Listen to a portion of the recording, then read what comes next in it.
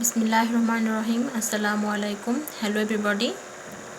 Hope everybody is keeping well by the grace of Almighty Allah in this COVID situation. Again I'm come with the chapter 8, the chemical reaction. This is my second lecture on this chapter, and my today's topic of discussion: chemical reaction and chemical equation, rules of writing chemical equation, balancing the chemical equation, different types of chemical reaction. First of all, we need to understand what is chemical reaction.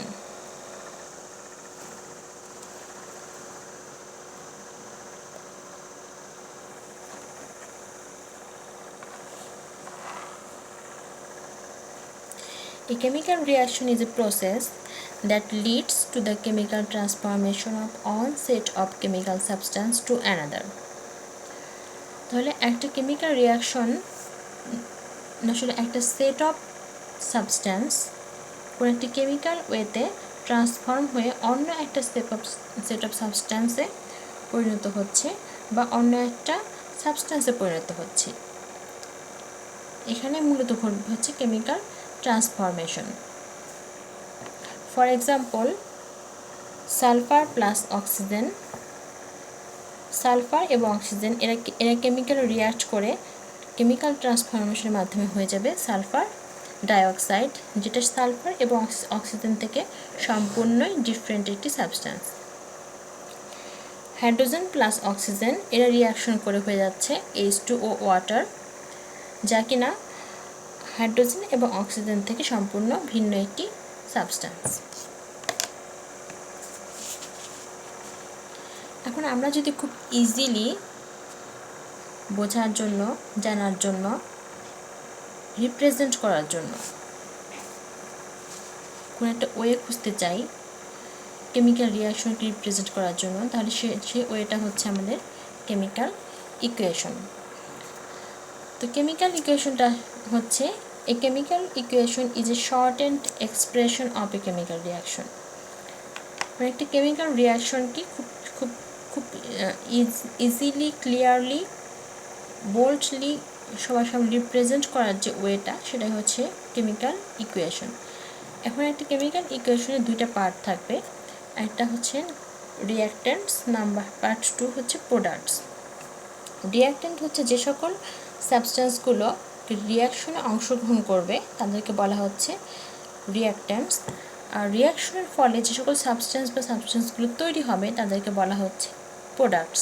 এখানে zinc plus sulphuric acid এরা হচ্ছে রিঅ্যাক্ট্যান্টস, আর zinc sulphate plus hydrogen এরা হচ্ছে products. এখন এই chemical ইকুয়েশনকে আমার লেখার জন্য আমার কতগুলো রুলস জানা প্রয়োজন, যে রুলসগুলো এখন আমরা দেখব। Rules of writing chemical equation. First of all, using plus sign. Plus sign আমরা কখন ব্যবহার করছি? যখন প্রোডাক্ট এবং রিঅ্যাক্ট্যান্ট উভয়ের যদি সংখ্যা মোর দ্যান 1 হয়, একের অধিক হয়, তাহলে তাদের মাঝে প্লাস সাইন ব্যবহার করতে হয়। Use of arrow sign. Product reactants থেকে প্রোডাক্টকে বোঝানোর জন্য আমরা একটি অ্যারো সাইন ব্যবহার করে থাকি। যেরকম আমরা আগের ইকুয়েশনে দেখেছি, আমরা এখানে একটা অ্যারো সাইন ব্যবহার করেছিলাম। এটা to show the direction of reaction. Zinc sulphate plus hydrogen থেকে কিন্তু ওরা প্রডিউস হচ্ছে না, বরং জিঙ্ক প্লাস সালফিউরিক অ্যাসিড থেকে zinc sulphate plus hydrogen produce হচ্ছে। এটা বোঝানোর জন্য আমরা কি একটা অ্যারো সাইন ব্যবহার করেছি, যে রিঅ্যাকশনটা ডিরেকশনটা কোন দিকে। আর ইকুয়াল সাইন, আমরা ইকুয়াল সাইন ব্যবহার করতে পারি, এটা আমরা দেখব পরবর্তীতে। ইকুয়াল সাইন আসলে আমরা কোন ক্ষেত্রে ব্যবহার করব? যখন আমাদের রিঅ্যাকশনটাকে ব্যালেন্স রিঅ্যাকশন হবে, যখন সেই ক্ষেত্রে আমরা একটা ইকুয়াল সাইন ব্যবহার করব, এবং এ সম্পর্কে আমাদের পরবর্তীতে বিস্তারিত আলোচনা আছে। Number point 3, giving the number of molecules before molecules formula. আচ্ছা, এই জিনিসটা কি? এটা হচ্ছে কোনো একটা মলিকুলের নাম্বার যদি মোর দ্যান 1 হয়, যেরকম আমরা এই ইকুয়েশনটাকে দেখেছিলাম যে হাইড্রোজেনের number of molecule is more than 1, that means 2। যে কারণে আমরা হাইড্রোজেনের মলিকুলের ফর্মুলার সামনে একটা 2 ব্যবহার করেছি। আমরা এখানে ওয়াটার মলিকুলের সংখ্যা ইজ মোর দ্যান 1, যে কারণে হচ্ছে আমরা এখানে 2 ব্যবহার করেছি। এখানে 2 না হয় 3, 4 অন্য কিছু হতে পারে, কিন্তু যে মানে নাম্বার অফ মলিকুলস যেটা হবে যে ইকুয়েশনের জন্য বা যে রিয়াকশনের জন্য সেটা ব্যবহার করতে হবে আমাদেরকে। And number 4, maintaining the balance of number of molecules. This is the most important point to write chemical equation. মানে নাম্বার অফ মলিকুলসকে আমাদেরকে ব্যালেন্স করতে হবে। এখন আমরা জানি যে এই পৃথিবীতে যা কিছু আছে, আমরা শক্তির বেলায় আমরা শিখেছি no energy can be destroyed or created, only on energy can transform into another form of energy. ঠিক সেমভাবে ইন কেমিক্যাল রিয়াকশনেও কোনো এলিমেন্ট বা সাবস্ট্যান্স ডিস্ট্রয় হবে না, নতুন করে প্রডিউসও হবে না, অনলি মলিকুলগুলো তাদের রূপ চেঞ্জ করবে, এক রূপ থেকে অন্য রূপে চলে যাবে। যেরকম পানি হয়ে যাচ্ছে ওয়াটার এবং ওয়াটার অ্যাকচুয়ালি কীভাবে তৈরি হচ্ছে, ওয়াটার হাইড্রোজেন এবং অক্সিজেন মিলিত হয়ে ওয়াটার তৈরি হচ্ছে, কিন্তু ওয়াটারের মধ্যে কিন্তু হাইড্রোজেন এবং অক্সিজেনই আছে, তাই না? অন্য কিছু তো নেই। তো এভাবে অ্যাকচুয়ালি নাম্বার অফ মলিকুলগুলো রিঅ্যাকট্যান্টও যা থাকবে, প্রোডাক্টেও সেগুলোই থাকবে এবং সেই মলিকুলগুলো থাকবে, প্লাস তাদের নাম্বারগুলো সেম থাকবে। যদি 2টা হাইড্রোজেন থাকে তাহলে রিঅ্যাকট্যান্টে থাকে, তাহলে 2টা হাইড্রোজেন প্রোডাক্টেও থাকবে। যদি 4টা হাইড্রোজেন রিঅ্যাকট্যান্টে থাকে তাহলে 4টা হাইড্রোজেন প্রোডাক্টেও থাকবে। এইটাকে বলা হচ্ছে ব্যালেন্সিং। এখন আমরা শিখব যে how to balance the chemical equation. এই ব্যালেন্সিংটা আমাদের জানা খুব প্রয়োজন। এখানে আমরা দেখতে পাচ্ছি একটা খুব simple equation, hydrogen plus oxygen H2O আমরা সবাই জানি। এখানে number of molecule of hydrogen 1, number of molecule of oxygen 1, মানে and number of molecule of water this also 1। But atom number, এখানে অ্যাটম নাম্বার কিন্তু হাইড্রোজেনের অ্যাটম নাম্বার কিন্তু 2, অক্সিজেনের 2, আর ওয়াটারে অ্যাটম নাম্বার কয়টা? হাইড্রোজেনের 2টা, অক্সিজেনের 1টা, দ্যাট মিনস 3টা। তাহলে প্রোডাক্টে মোট অ্যাটম সংখ্যা হচ্ছে 2 + 2 = 4, আর রিঅ্যাকট্যান্টে হাইড্রোজেন নাম্বার এবং হাইড্রোজেন অ্যাটম নাম্বার এবং অক্সিজেন অ্যাটম নাম্বার হচ্ছে 2 + 2 = 4, আর প্রোডাক্টে atom number হচ্ছে 2 + 1 = 3. That means this equation is an unbalanced equation. That means we have to balance this equation.